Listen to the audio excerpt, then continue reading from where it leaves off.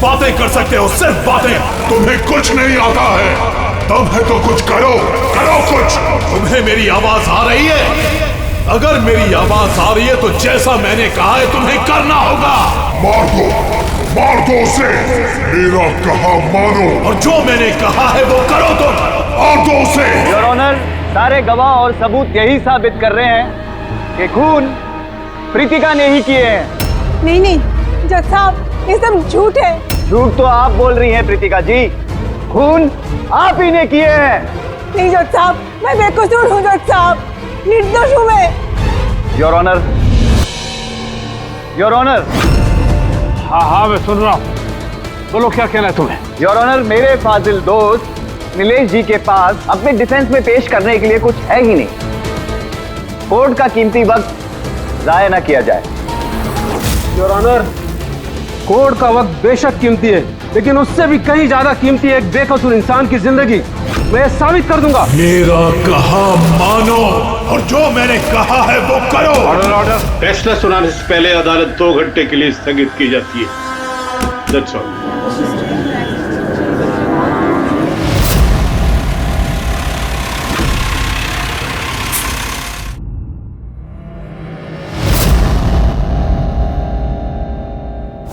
श्रीकांत, तुम्हें उसे मारना होगा, तुम कर सकते हो ये।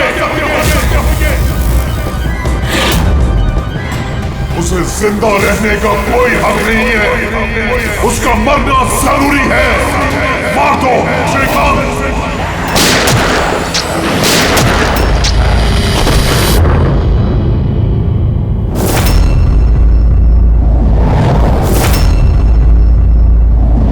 सर, इन लोगों का कहना है कि प्रीतिका यहाँ पर थी जब जज श्रीकांत यहाँ पर आए और उन्होंने उस पर गोली चलाई। उसके बाद वो यहाँ पर आकर खुद को गोली मार दी। उस वक्त, मतलब जब ये सब हो रहा था, उस वक्त यहाँ पर जो लोग थे वो कहाँ है? वो लोग कोर्ट रूम में।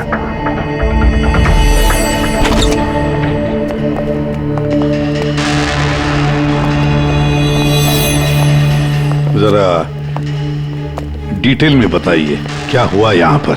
सर, एक केस की सुनवाई चल रही थी। जज श्रीकांत जी की हालत कुछ ठीक नहीं लग रही थी। उन्होंने 2 घंटे का रिसेशन लिया और अचानक चेंबर में आए और उन्होंने अपने आप को और प्रीतिका को गोली मार दी। लेकिन वो गन तो रखते ही नहीं थे। उनके पास गन कहाँ से आई? ये तो हमें भी नहीं पता सर कि गन आई कहाँ से, लेकिन गन उनके पास थी जरूर सर। तो गन का इंतजाम पहले से कर रखा था। लगता है जज साहब ने पूरी प्लानिंग की थी कृतिका का खून करने की। लगता तो ऐसे ही है। वैसे जज साहब की इस केस में कोई पर्सनल इन्वॉल्वमेंट थी? नहीं सर, ऐसा तो कुछ भी नहीं था। कृतिका के साथ कोई व्यक्तिगत दुश्मनी? जज साहब तो बहुत ही सुलझे हुए इंसान थे सर। केस के हर एक पहलू पर बहुत ही बारीकी से गौर करते थे सर। मुझे पिछले कई दिनों से लग रहा था कि कुछ ना कुछ गलत जरूर है उनके साथ। मैम, क्या जज साहब की तबीयत ठीक नहीं थी? वो तो मुझे नहीं पता, लेकिन हाँ, उनको कुछ अजीब अजीब सी आवाजें सुनाई दे रही थी। वो सब हम एक बार। आ जाइए श्रीकांत, खाना लगा रही हूँ।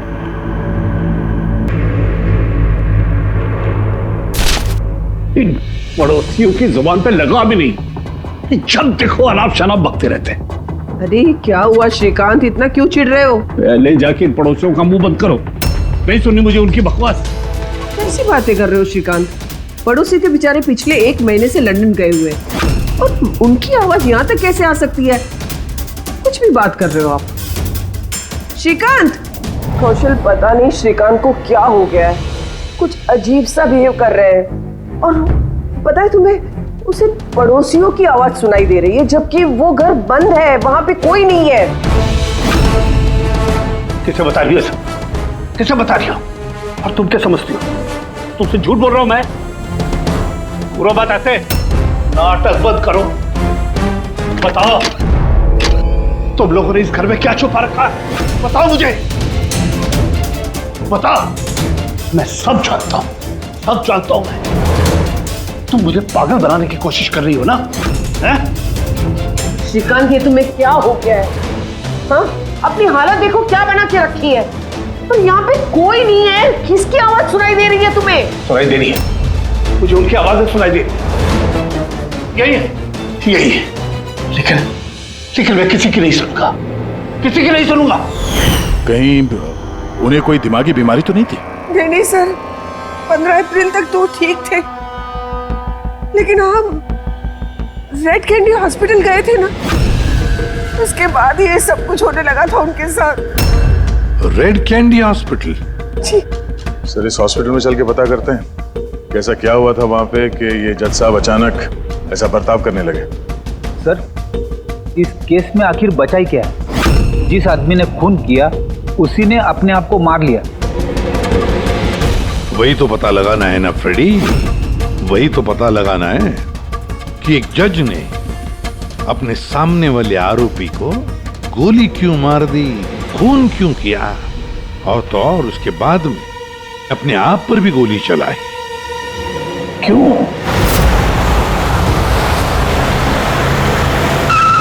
सर, हॉस्पिटल अथॉरिटी ने बताया कि जज श्रीकांत यहाँ पे साइकियाट्रिक ट्रीटमेंट के लिए नहीं बल्कि डेंटिस्ट से मिलने के लिए आए थे। कौन है डेंटिस्ट? कौन है? Sir, doctor Raman. Hello sir, बताइए मैं आपकी क्या मदद कर सकता हूँ? फिलहाल तो आप डॉक्टर रमन को बुलाइए और उनके असिस्टेंट को भी। डॉक्टर रमन, 15 अप्रैल को जज श्रीकांत आपसे मिलने आए थे ना यहाँ? जी हाँ सर, लेकिन सर उनकी मौत से मेरा क्या लेना देना? मुझसे सवाल क्यों? देखिए, हम बस ये जानना चाहते हैं, जब वो आपसे मिले थे तो वो दिमागी तौर से बीमार लग रहे थे? नो सर, मुझे तो ऐसा कुछ नहीं लगा। सर, उनको दिमाग की कोई बीमारी नहीं है और 9 साल से डॉक्टर रमन के पेशेंट है वो। 9 साल से? मतलब आप लोग उसके बारे में बहुत कुछ जानते होंगे। बहुत कुछ नहीं सर, सब कुछ। कुछ और क्या जानते हैं जरा बता सकते हैं? सर, अभी बताने के लिए तो सिर्फ इतना ही है कि वो बहुत शॉर्ट टेम्पर्ड थे, बहुत जल्दी उन्हें गुस्सा आ जाता था, but he was not delusional. अगर उन्हें कोई दिमागी बीमारी नहीं थी तो फिर उन्हें वो आवाजें क्यों सुनाई दे रही थी? क्या हुआ क्या था उन्हें? पर सर, आप इसमें मेडिकल एक्सप्लेनेशन क्यों ढूंढ रहे हैं? हम लोग इतने मेडिकल एक्सप्लेनेशन क्यों ढूंढ रहे हैं? दया, कोई भी आम इंसान ऐसे ही अचानक से उठकर किसी पर गोली चलाता है, क्या ये नॉर्मल हो सकता है? नहीं, कुछ ना कुछ तो गड़बड़ जरूर है, कुछ तो हुआ है, पर क्या?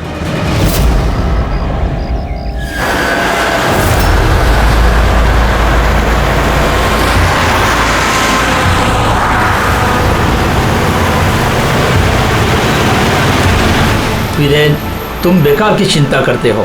धनंजय की सिक्योरिटी टीम हमारे साथ है, हम सुरक्षित पहुंच जाएंगे।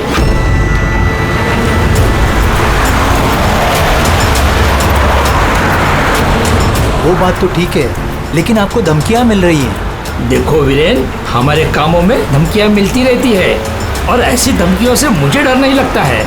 देखो, डर तो मुझे भी नहीं लग रहा, क्योंकि मुझे धनंजय और उसकी टीम पे पूरा भरोसा है।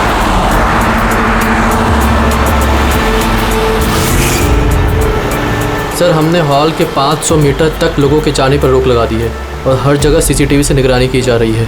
ये बहुत आसान है धनंजय, कायर मत बनो। हम जानते हैं इस काम को तुम पूरा करोगे, वो भी अपने हाथों से। तुम सुन रहे हो ना धनंजय?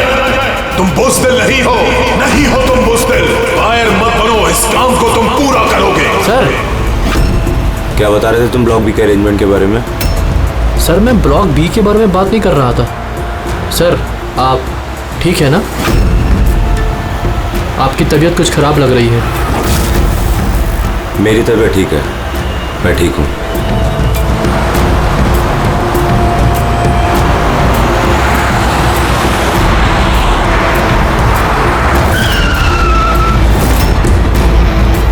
धनंजय, तुम्हें उसे मारना होगा।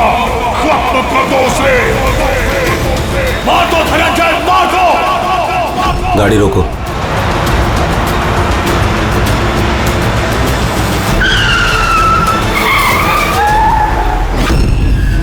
ये इसने गाड़ी क्यों रोक दी? सर, क्या हुआ? शाबाश धनंजय, अपना मिशन पूरा करो, मार दो उसे। याद रहे धनंजय, तुम कायम नहीं हो, तुम ये कर सकते हो। धनंजय यहाँ क्यों आ रहा है? मार दो धनंजय, से गोली मार दो, सोचो मत। मैं देखता हूँ। ओके। क्या बात है धनंजय, गाड़ी क्यों रुकवा दी? धनंजय मारो गोली।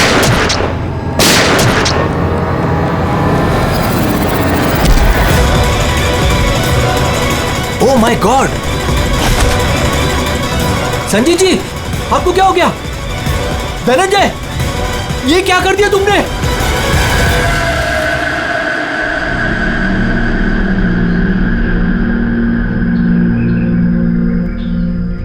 नेताजी के सिक्योरिटी का इंचार्ज वही था? जी सर, धनंजय जी वही इंचार्ज थे। कमाल है सर, जिसे बॉडीगार्ड रखा है उसी ने मार दिया। नेताजी को मारने की कोई खास वजह? सर ये तो धनंजय जी ही बता पाएंगे। इसे एक बात बताओ, गोली अंदर मारी या बाहर से? सर बाहर से मारी, कार के। धनंजय, धनंजय, सदमे में लगता है सर। तुम लोग क्या कर रहे थे? सर नेताजी की चिल्ड्रन फाउंडेशन की मीटिंग थी, वहाँ जा रहे थे।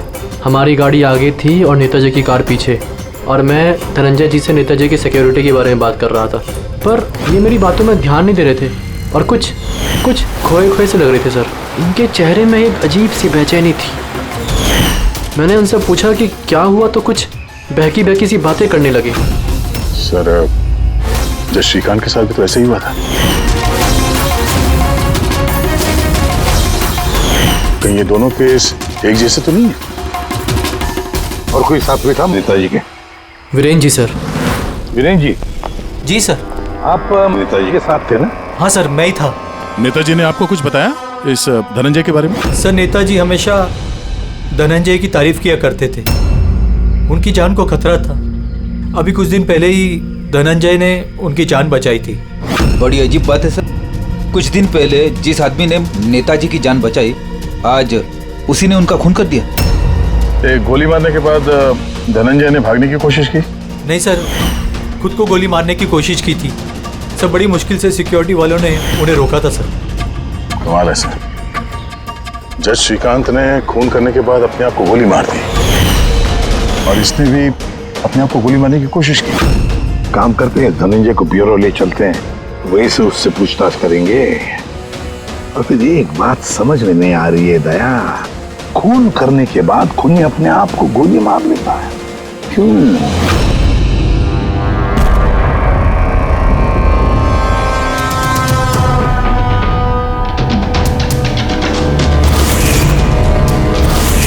बस डॉक्टर बीना ये क्रिमिनल साइकोलॉजी में रिसर्च कर रही है। हाँ, इन्हीं दोनों केस के बारे में बता दिया? Yes boss.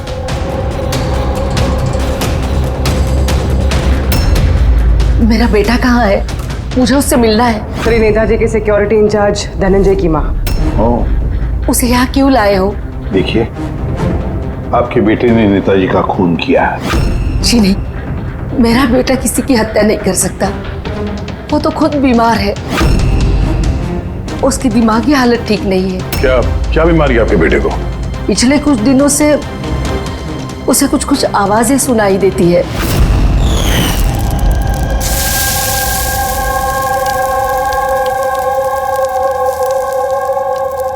धनंजय, क्या बात है बेटा, बड़े परेशान लग रहे हो। ऑफिस में कोई प्रॉब्लम है क्या? कोई टेंशन?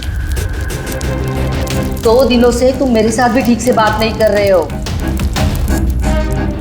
कोई तो है यहाँ। सुनो ना, मैं तुम्हारी फेवरेट सब्जी बना रही हूँ, पालक की। इस घर में कोई तो है जो मुझसे बात कर रहा है। अरे मैं ही तो बड़बड़ा रही हूँ, दूसरा कौन बात करेगा घर में? कोई तो है हमारे अलावा इस घर में जो मुझसे बात कर रहा है। माँ, कोई तो है इस घर में हमारे अलावा। माँ, मुझे अजीब सी आवाजें सुनाई दे रही हैं, कोई मुझसे बात कर रहा है। हम दोनों के सिवा कोई नहीं है बेटा घर में। कोई है जो मुझसे बातें कर। बंद हो गई आवाज, फिर से आ रही है। कोई तो है माँ। कोई नहीं है, कोई नहीं है। अरे कोई तो है माँ यहाँ पर। कोई नहीं है बेटा, तुम यहाँ आ जाओ। लगता है तुम्हारी तबीयत ठीक नहीं है, अभी डॉक्टर के पास जाना चाहिए। लेकिन ऐसा तो स्किज़ोफ्रेनिया में होता है। स्किज़ोफ्रेनिया? हाँ, जैसे कि आप सभी लोग जानते हैं कि स्किज़ोफ्रेनिया एक मानसिक बीमारी होती है। ऐसे में पेशेंट को बहुत सारी आवाजें सुनाई देती हैं, लोग ना होने के बावजूद भी दिखाई देते हैं और पेशेंट अपने आप को मारने की कोशिश भी करता है। क्या आप मुझे बताएंगे कि इन दोनों पेशेंट की उम्र क्या थी? श्रीकांत जी की उम्र 50 साल और धनंजय 42 साल का। लेकिन इस उम्र में स्किज़ोफ्रेनिया नहीं होता। क्या मैं उनसे मिल सकती हूँ? मुझे पेशेंट से बात करनी है। हाँ बिल्कुल पूर्वी।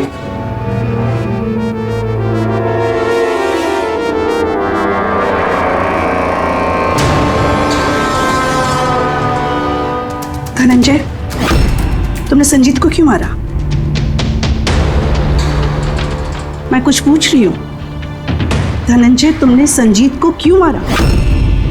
मुझे कुछ आवाजें सुनाई दे रही थी जो मुझे उकसा रही थी। कह रही थी कि मैं बुज़दिल हूँ, कायर हूँ, मैं किसी का खून नहीं कर सकता। और उस आवाज ने मुझे इतना उकसाया कि मैंने खून कर दिया।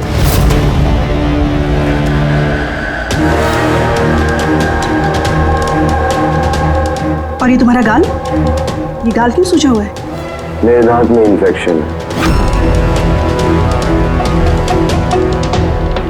जज श्रीकांत, उनके दांत में भी इन्फेक्शन था सर? मेरे बेटे के भी दांत के इलाज के बाद ही उसकी तबीयत खराब रहने लगी। क्या? दांतों का इलाज करवाया उसके बाद में तबीयत खराब हो गई?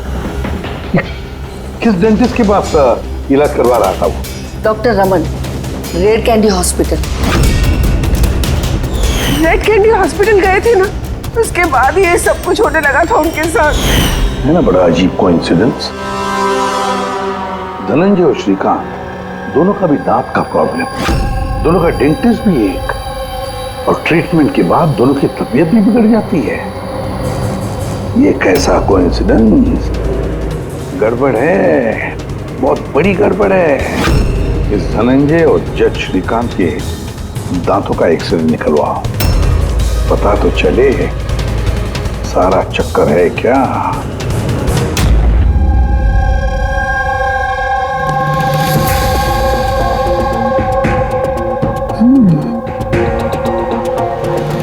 ये क्या हो सकता है? सर, ये देखिए। क्या? ये मार्क्स। हाँ यार, दांतों में ये क्या है? फॉरेन ऑब्जेक्ट जैसा। एग्जैक्टली, ऊपर से दोनों आदमियों के दांतों में।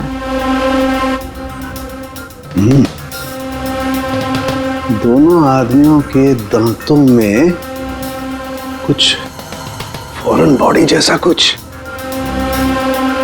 क्या हो सकता? तारिका, एक काम करो, एसीपी साहब को फोन कर दो, उन्हें बोल दो कि केस की जड़ मिल गई है।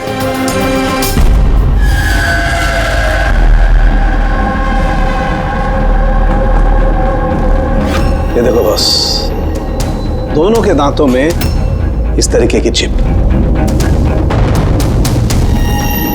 ये तो बग है। हाँ, ये बग ही है। सर, ये तो जासूसी में इस्तेमाल होने वाला ट्रांसमीटर जैसा कुछ है। बॉस, इसके जरिए ही श्रीकांत और धनंजय को वो आवाजें सुनाई देती थी। तो ये चिप ट्रिगर का काम कर रही थी।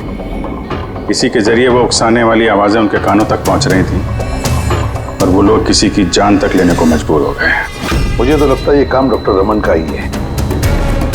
उन्होंने ही दांतों की ट्रीटमेंट की थी। पूछताछ करनी पड़ेगी डॉक्टर रमन से, और एक एक्सपर्ट को भी बुलाओ।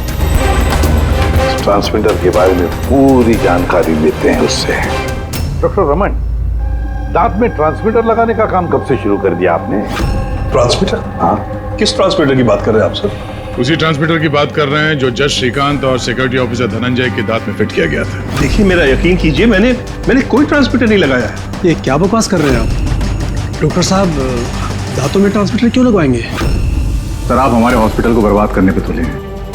डॉक्टर रमन हमारे हॉस्पिटल के जिम्मेदार डॉक्टर हैं सर। ये इस तरह का काम हरगिज नहीं कर सकते। और इस तरह का काम यहाँ पे हुआ तो है। हमें श्रीकांत और धनंजय के दांत से ये ट्रांसमीटर मिला है। और इन्हीं ट्रांसमीटर्स की वजह से वो दोनों भी स्किज़ोफ्रेनिक बन गए। सर वो दोनों मेरे बहुत पुराने पेशेंट हैं। श्रीकांत 9 साल और धनंजय 2 साल। सर भला मैं अपने पेशेंट के साथ ऐसा क्यों करूं? ये तो आप बताइए ना, क्यों लगाया ट्रांसमीटर? मेरा यकीन कीजिए, मैंने कोई ट्रांसमीटर नहीं लगाया। क्योंकि डॉक्टर रमन के पास ट्रांसमीटर बनाने और उससे मोलार इम्प्लांट्स की ट्रेनिंग ही नहीं है। ये सिर्फ डॉक्टर हैं, दांतों के अच्छे डॉक्टर। और सर हम यहाँ पे दांत लगाते हैं, बनाते नहीं। दांत तो बाहर से ऑर्डर देने पे आता है। कहाँ से ऑर्डर करते हैं आप ये दांत? डेंजा बायोकेयर। डेंजा बायोकेयर। रेडी पंकज, डॉक्टर रमन की चेम्बर्स अच्छी तरह से चेक करो, एक एक कोना छान मारो। और कितने लोगों के दांत इम्प्लांट किए हैं? जी लगभग 20 लोगों का। अच्छा, तो उन सभी लोगों के नाम और पता चाहिए हमें। दया हो सकता है इन 20 लोगों की जान को खतरा हो।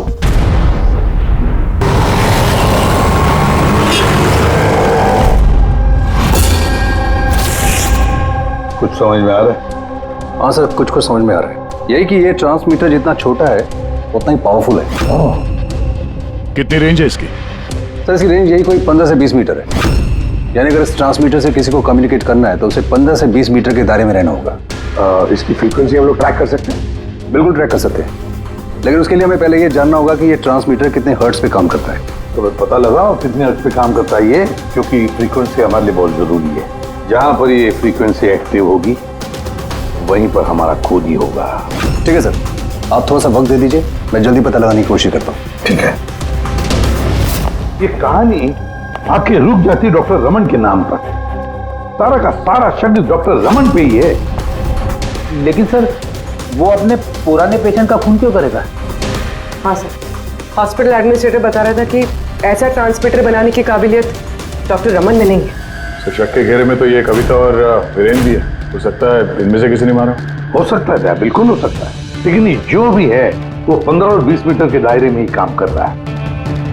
जो 20 लोगों के बारे में क्या पता चला? नहीं सर, उनका आपस में कोई कनेक्शन नहीं है। यहाँ तक कि श्रीकांत और धनंजय ये भी एक दूसरे को नहीं जानते थे। फिर भी अभी उन 20 लोगों से जाकर मिलो, उनसे पूछो क्या उनके साथ भी वैसे हो रहा था जैसे धनंजय और श्रीकांत के साथ हो रहा था क्या?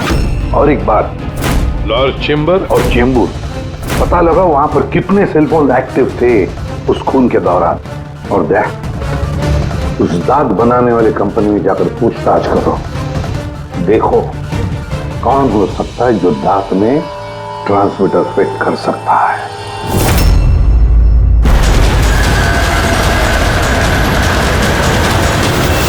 विनय आपका ही नाम है? जी हाँ, मेरा ही नाम है। सॉरी मैंने आपको पहचाना नहीं। हम सीआईडी से। सर मुझसे कोई गलती हुई क्या? नहीं, अब गलती नहीं हुई। एक्चुअली एक केस के सिलसिले में हम कुछ पूछताछ करने आए हैं। आपके दांतों में कुछ प्रॉब्लम थी ना? हाँ। ये इलाज कहाँ कराया था आपने? रेड किडी हॉस्पिटल। इलाज के बाद से कुछ तकलीफ हुई है? आई मीन कुछ अजीब अजीब आवाजें सुनाई देती हों, या जैसे कोई ऑर्डर दे रहा है कुछ करने के लिए? नहीं ऐसा तो कुछ नहीं हुआ, लेकिन 1-2 बार दर्द हुआ था। वो तो नॉर्मल है, दांत लगवाएंगे तो थोड़ा बहुत दर्द तो होगा ही। ठीक है, अगर ऐसी कोई तकलीफ हो तो फौरन हमें बताइएगा। और हाँ, किसी अनजान आदमी के बहकावे में नहीं आना है और किसी के बुलाने पे किसी अनजान जगह नहीं जाना है। ओके जी, ध्यान रखिएगा। जी सर। डॉक्टर रमन बहुत अच्छे हैं। दांत लगाने के बाद से मुझे जरा सी भी तकलीफ नहीं है। आपको कोई आवाजें सुनाई दे रही? क्या मतलब है इसका? नहीं, जिन जिन लोगों को भी डॉक्टर रमन ने दांत लगाए हैं उनमें से कुछ लोगों को अजीब सी आवाजें सुनाई दे रही हैं। नहीं, मेरे साथ तो ऐसा कुछ भी नहीं हुआ है। अच्छा, अगर ऐसा कुछ भी हो आपके साथ तो आप हमें प्लीज इन्फॉर्म करिएगा। या श्योर। आप लोग यहाँ पे दांत बनाते हो या मिनिएचर ट्रांसमीटर? क्या मतलब सर? मतलब ये कि यहाँ पे दांतों में ट्रांसमीटर फिट किए जाते हैं, खून करने की साजिश रची जाती है यहाँ पे। हा? नहीं सर, आप लोगों को गलतफहमी हो गई है। हम इस तरह के इलीगल काम नहीं करते हैं। इलीगल काम हुआ है यहाँ पे। ये देखिए, रेड कैंडी हॉस्पिटल में आप लोगों ने दांत भेजे थे ना? जी हाँ मैडम। उसके अंदर ट्रांसमीटर फिट किए गए थे। जज श्रीकांत और सिक्योरिटी ऑफिसर धनंजय, उनके दांत यहीं पे बने थे ना? एक मिनट सर, मैं चेक करता हूँ।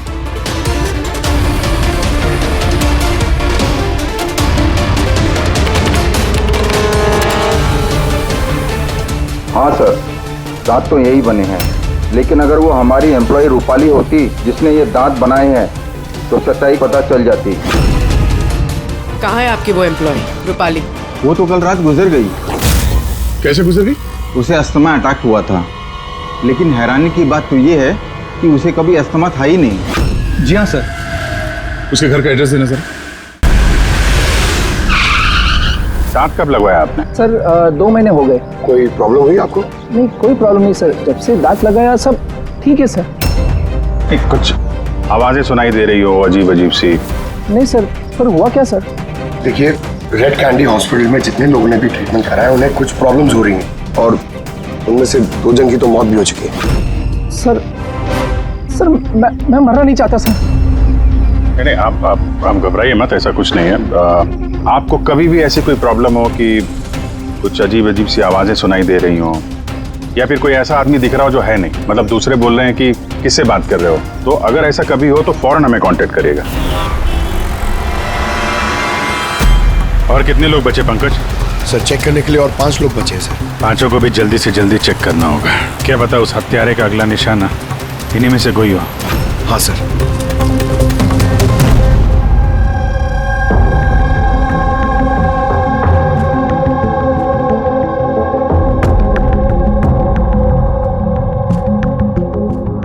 हाँ भाई, पता चला कि नहीं कुछ? सर मैं ऑलमोस्ट पहुंच गया, बस थोड़ी सी देर और सर। सर, हाँ फ्रेंड, जज श्रीकांत और संजीत का संबंध है सर। अच्छा, कैसा संबंध है? सर ये केस फाइल देखिए। 2009 में एक डॉक्टर रिसर्च कर रहे थे, लेकिन उसकी ग्रांट नेताजी संजीत ने कैंसिल कर दी। और इस डॉक्टर का प्रैक्टिस करने का लाइसेंस कैंसिल किया नेताजी संजीत ने, और उसे सजा सुनवाई जज श्रीकांत। नाम है डॉक्टर ललित। सर ये डॉक्टर ललित है कौन? पता लगाना पड़ेगा ये डॉक्टर ललित है कौन और किस बात पर रिसर्च कर रहा था। तो आपकी बेटी ने टूथ इम्प्लांट करवाया था? हाँ, अभी 2 दिन पहले ही कराया था इम्प्लांट रेड कैंडी हॉस्पिटल से। सर, जिस दिन से टूथ इम्प्लांट करवाया है अजीब अजीब बातें करती है और बहुत डरी हुई भी है। मॉम, क्या हुआ, कुछ चाहिए? कोई आया क्या घर में? कोई भी तो नहीं। नहीं मॉम, कोई तो है घर में। मैं हूँ, तुम हो, और पापा तो हांगकांग में है, और कोई आएगा तो बेल बजाएगा ना। बेल भी तो नहीं बजी है। पता नहीं मॉम क्या हो रहा है, जब से सोकर उठी हूँ ऐसा लग रहा है कि घर में कोई है और मेरे बारे में अजीब अजीब सी बातें कर रहे हैं मुझसे। समझ में नहीं आ रहा है। मेरी तबीयत तो ठीक है। कोई सपना देखा क्या? नहीं मॉम, कोई सपना नहीं देखा। लगता है मेरे कान बज रहे हैं। मॉम प्लीज एक काम करो, मुझे एक कप चाय दे दो मेरे रूम में, मेरा सर घूम रहा है। तो अभी जिया कहाँ है? उसे मैंने साइकियाट्रिस्ट के पास भेजा है, बैंड्रा। देखिए, आप उस साइकियाट्रिस्ट का एड्रेस दीजिए, हमारा अभी उससे मिलना बहुत जरूरी है। नंबर ले लो। जिया, आज तुम्हें वो काम खत्म करना है। तुम्हें उसे किसी भी हालत में मारना है। जिंदा मत छोड़ना उसे, मार दो उसे। आज उसका अंत होना ही चाहिए।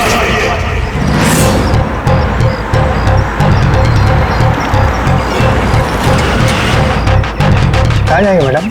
जेके मार्केट। उसे कहो तुम्हें जेके मार्केट जाना है। मैंने कहा मैडम कहाँ जाएंगे? जेके मार्केट। जी बैठिए।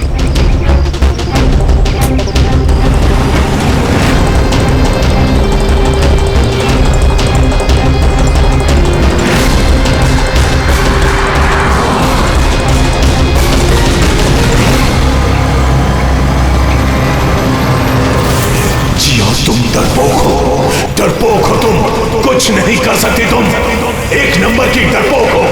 झूठ, मैं डरपोक नहीं हूँ और मैं किसी को नहीं मार सकती। मैडम आपने मुझसे कुछ कहा? हाँ, अब नहीं, मैंने कुछ नहीं कहा। नहीं, कुछ नहीं कहा मैंने। मैं कहाँ बात कर रही हूँ?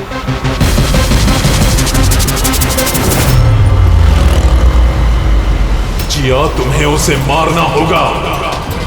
तुम उसे जिंदा नहीं छोड़ सकती, तुम्हें उसे मारना होगा जिया, मारना होगा तुम्हें। नहीं, मैं किसी का खून नहीं करूंगी। किसी का भी नहीं। अरे भैया, गाड़ी क्यों रोक दी? मैडम, गाड़ी आगे नहीं जाएगी। क्यों नहीं जाएगी? मैंने कहा है मैडम, गाड़ी आगे नहीं जाएगी। अगर ले जाना ही नहीं था तो बैठाया क्यों? मैडम, आप उतरती है या मैं गाड़ी से उतर जाऊं?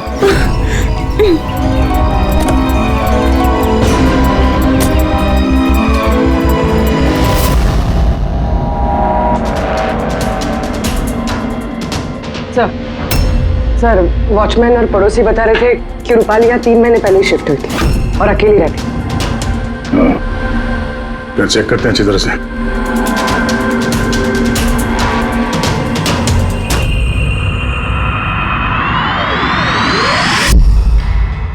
ये क्या है?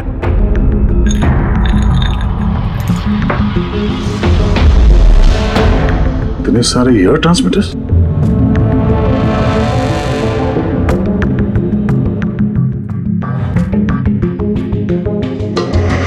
ये डॉक्टर रमन की पेशेंट्स की पूरी डिटेल्स भी है इसमें। ये देखो।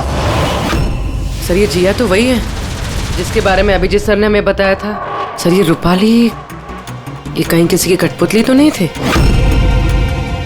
हो सकता है। शायद खुनी को पता चल गया होगा कि हम लोग रूपाली तक पहुंच जाएंगे, इसलिए मार दिया उसे।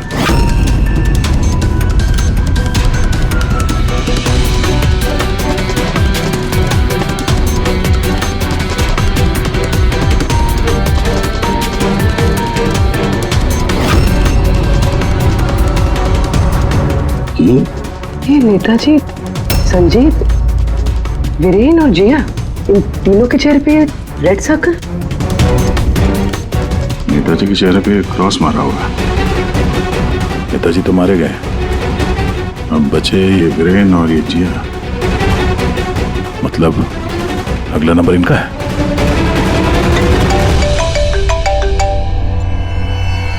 हाँ जी। ये जिया साइकेट्रिस्ट से मिलने के लिए गई थी, लेकिन वहां पहुंची ही नहीं है। अच्छा, हमें यहाँ रूपाली के घर में एक तस्वीर मिली है जिसमें नेताजी, संजीत, वीरेन और जिया है। ये नेताजी के चेहरे पे तो क्रॉस मारा हुआ है, पर इन दोनों के चेहरे पे लाल पेन से सर्कल बना हुआ है। कहीं ऐसा तो नहीं कि ये जिया वीरेन को मारने के लिए गई है? एक काम करो, तुम वीरेन को अलर्ट करो, पता करो वो कहाँ है। तब तक मैं जिया की लोकेशन ट्रैक करता हूँ और हम लोग मिलते हैं। ओके? या चलिए, सर वीरेन को फोन लगाना।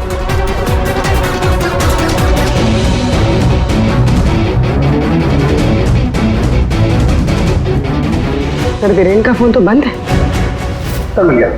हाँ सर, ये ट्रांसमीटर 1.8 मेगाहर्ट्ज से 2 मेगाहर्ट्ज के बीच में काम करता है। ग्रेट। 1.8 मेगाहर्ट्ज से 2 मेगाहर्ट्ज पर। हाँ सर। दया, मेरी बात ध्यान से सुन लो। हाँ, पहले तो फ्रेडी ने कमाल कर दिया है। हाँ, रिसर्च करके ऐसा नाम निकाला है जिसका कनेक्शन इस नेताजी संजीत और जज श्रीकांत के साथ है। उस आदमी का नाम है डॉक्टर ललित। हाँ, डॉक्टर ललित। यस, मुझे तो ये डॉक्टर ललित ही बहुत गड़बड़ लग रहा है दया। मुझे तो उसी पे शक होने लगा है, क्योंकि डॉक्टर ललित का कुछ साल पहले इस नेताजी संजीत ने प्रैक्टिस करने का लाइसेंस कैंसिल कर दिया था, और फिर इस डॉक्टर ललित को जज श्रीकांत ने सजा सुनवाई। और हुआ क्या? पहले खून हुआ जज श्रीकांत का, और फिर उसके बाद में नेताजी संजीत मारा गया। ये खून कौन कर सकता है? ये डॉक्टर ललित ही कर सकता है। उसी का कनेक्शन है इन दोनों के साथ। बस अब डॉक्टर ललित जिस फ्रीक्वेंसी पर ऑपरेट करता है वो फ्रीक्वेंसी भी पता चल गई। हाँ, टेक्नो एक्सपर्ट ने ये बता दिया है, 1.8 मेगाहर्ट्ज से लेके 2 मेगाहर्ट्ज तक। बस अब इस फ्रीक्वेंसी पर हम टैप करेंगे डॉक्टर ललित को, पता चलेगा ये डॉक्टर ललित किस किस से बात करता है और क्या बातें करता है। और दया, ये रेडियो फ्रीक्वेंसी 1.8 मेगाहर्ट्ज से 2 मेगाहर्ट्ज हमारे सारे पुलिस स्टेशन और रेडियो लाइन्स को बता दो। अब देखते हैं कब तक भागता है ये डॉक्टर ललित।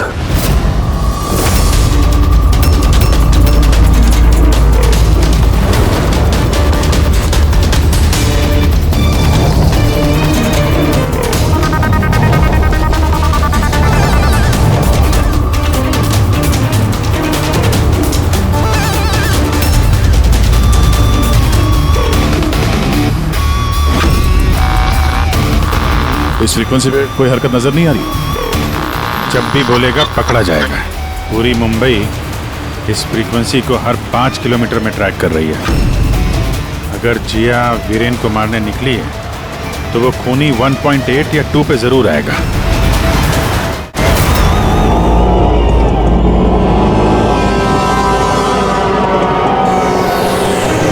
जाओ जिया, अपने काम को अंजाम दो।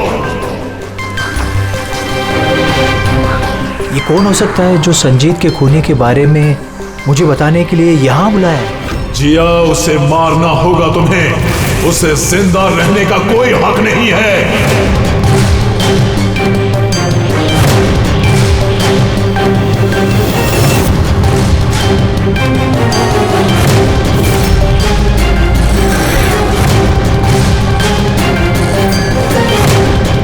ज्यादा सोचो मत, मार दो जिया, उसे मार दो।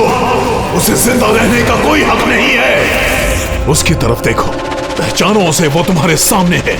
Kill him। उसे जिंदा रहने का कोई हक नहीं। उसी की आवाज है, फ्रीक्वेंसी लोकेट करो।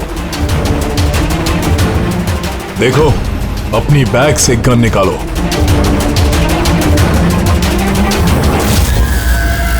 जिया, तुम कायर नहीं हो।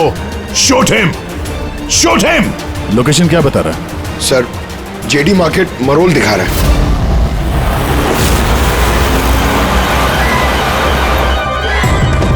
कम ऑन जिया, मारो, मारो उसे। सर, ये क्या हो रहा है? ये मुझे क्यों मारना चाहती थी? किसी ने मुझे फोन करके बुलाया कि संजीत की खूनी के बारे में बताने वाली थी। घबराइए नहीं, ये सब एक प्लान था।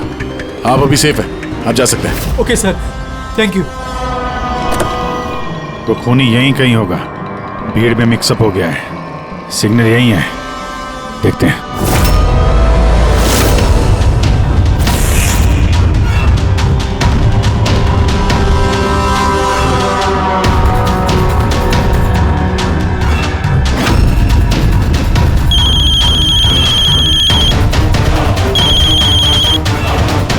हेलो, अभिजीत बोल रहा हूँ।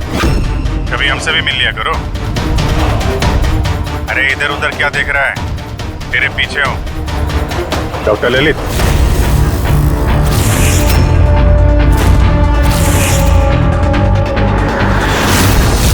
हॉस्पिटल के एडमिनिस्ट्रेटर पवन। मुजरिम चाहे कितने भी नाम बदल ले, चाहे कितने भी भेस बदल ले, एक ना एक दिन शिकंजे में फंस ही जाता है। क्यों? चलो।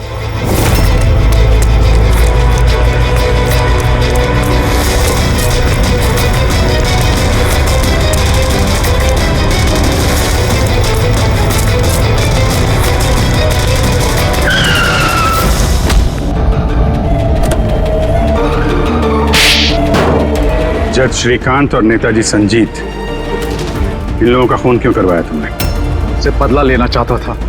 बदला? लोगों ने मेरी जिंदगी बर्बाद कर दी थी। कैसा बदला? मैं एक होनहार डॉक्टर हूँ। मैं स्किज़ोफ्रेनिया नाम की बीमारी पर उसके ट्रीटमेंट के लिए एक्सपेरिमेंट कर रहा था, वो भी वर्थलेस लोगों पर। मेरी असिस्टेंट जिया ने एचओडी वीरेन को कंप्लेन कर दी और एचओडी वीरेन ने नेताजी संजीत से मेरी ऑफिशियल कंप्लेंट कर दी। और नेताजी संजीत ने तुम्हारा ये एक्सपेरिमेंट रुकवा दिया? हाँ, मेरा प्रोजेक्ट बीच में रुक गया। तो फिर जेल किस लिए गए थे तुम? मेरी लापरवाही की वजह से एक आदमी की मौत हो गई थी। जज श्रीकांत ने मुझे बिना कुछ सोचे समझे 10 साल की सजा दे दी। मेरा डॉक्टर होने का रुतबा छीन गया मुझसे। तो इन लोगों को मार के अपना खोया हुआ रुतबा हासिल कर रहे थे तुम। रमन और रूपाली, इन दोनों का क्या इन्वॉल्वमेंट था? जेल से बाहर आने के बाद मैंने अपने दुश्मनों को ट्रैक करना शुरू कर दिया। मैं उनके अंदर एक डिवाइस फिट करना चाहता था जिससे उनको कुछ पता ना लगे। डॉक्टर रमन और रूपाली मेरी इसमें मदद कर रहे थे। उन लोगों ने कैसी मदद की? जब श्रीकांत और जिया को दांतों में प्रॉब्लम थी, वो अपने चेकअप के लिए डॉक्टर रमन के क्लिनिक पे जाते थे। नेताजी संजीत के दांतों में कोई प्रॉब्लम नहीं थी, बल्कि उनके बॉडीगार्ड धनंजय को दांतों में प्रॉब्लम थी। मैंने उसे फ्री डेंटल चेकअप का लालच दिया और डॉक्टर रमन के क्लिनिक पे भेज दिया। डॉक्टर रमन ने उन्हें नया दांत लगाने की सलाह दी और मेरे कहने पे रूपाली ने उनके दांतों में डिवाइस फिट कर दिया। और रूपाली सब करने के लिए मान गई? हाँ। क्योंकि मैं रूपाली से प्यार करता था। हम दोनों ने मिलकर एक डेंटल क्लिनिक खोला था। रूपाली इस काम में मेरी मदद कर रही थी। तो फिर उसका खून क्यों किया तुमने? क्योंकि जब श्रीकांत और नेताजी के मरने से आप उस तक पहुंच जाते और वो मेरा नाम ले देती, इसलिए मैंने उसे हमेशा हमेशा के लिए चुप करा दिया। फिर बदला लेने के लिए क्या कुछ नहीं किया तुमने? इतनी सफाई से खून किए पर फायदा क्या हुआ? आखिर में पकड़े गए ना? मेरा मिशन किसी को मारना नहीं था सर, मैं बस अपने आप को जीनियस साबित करना चाहता था। मैं चलते फिरते इंसानों को हथियार बना सकता था। अगर यही दिमाग किसी अच्छे काम में लगाते तो आज मुजरिम नहीं बनते और जिंदगी भर जेल की सलाखों के पीछे सड़ते नहीं।